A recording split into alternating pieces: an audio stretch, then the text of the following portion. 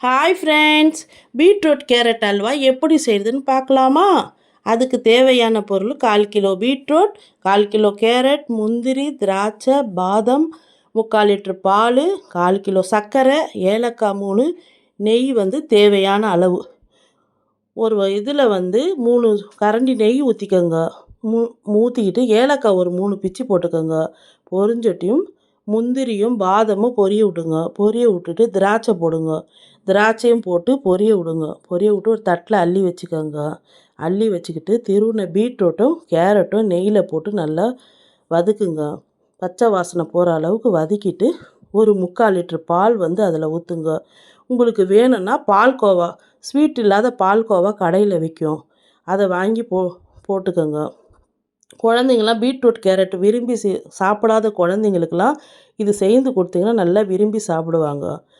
அப்புறம் ஒரு சிட்டிக்கு உப்பு போட்டுக்கோங்க, கல் உப்பு.